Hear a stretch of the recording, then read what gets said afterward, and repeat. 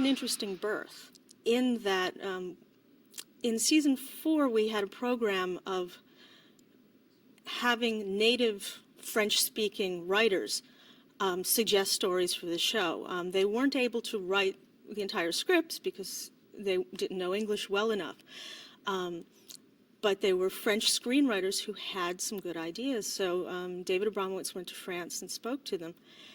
And so Sophie de Croizet, pardon my French, suggested the circus story. The one, the only, the Immortal Cimoli! And it married very nicely to something that David had wanted to do, which is this Damon Case character, who I hesitate to call the bad guy, because all Damon Case does is play the game.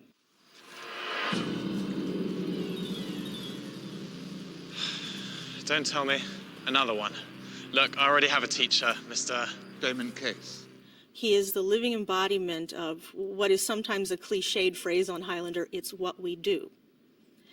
So the two stories, I think, came together very nicely.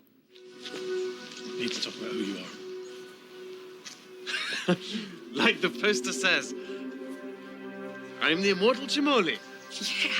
Oh, the Immortal Cimoli. He's got that part figured out. It was the first time that director, Yves Lefay, had worked on the show, and I think in the end it came together very nicely. Prime.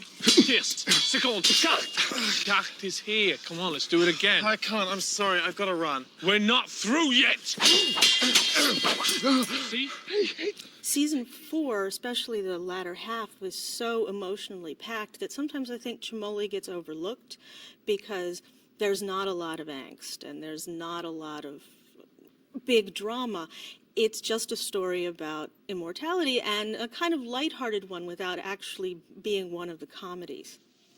Danny, sooner or later, another immortal's going to find you like we did, and then they're going to try and kill you. I can't die. Well, you can. If they cut off your head. There's so many episodes that I think would just not have worked at all without the casting.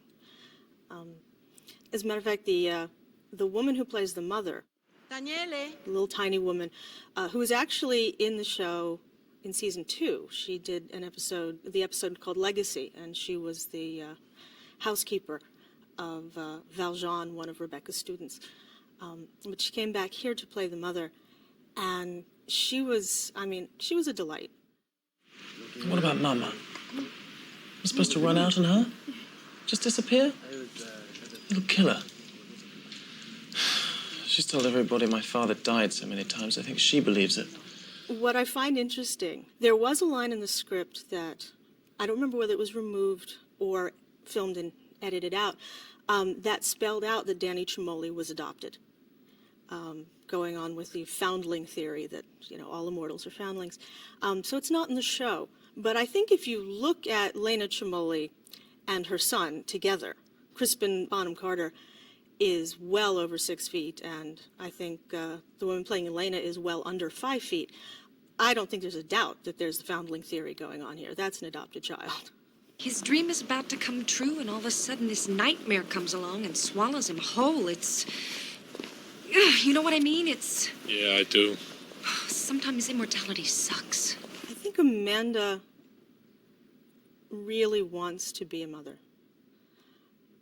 I think it comes out in the episode Reunion where she meets up with Kenny, the child immortal again. But for all her supposed flightiness and not caring about anyone but herself, she really has a nurturing side that makes her a good teacher. For the very first time in Moscow, the Wheel of Death.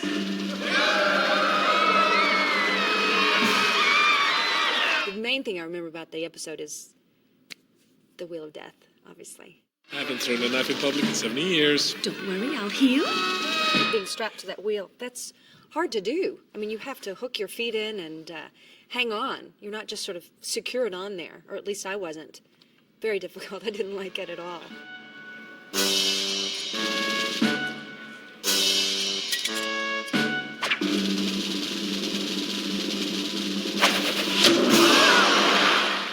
last day of shooting on it, and I'm in my trailer having glitter applied all over my face and my little circus outfit, and I hear this bam, bam, bam, bam on the door, and Adrian is there like this with his silver sequined outfit on, like this, and I said, you have to make your hair bigger. And so then he comes back and he has this bouffant. I said, you have to look like Fabio or it's not going to work. And we just, it was great.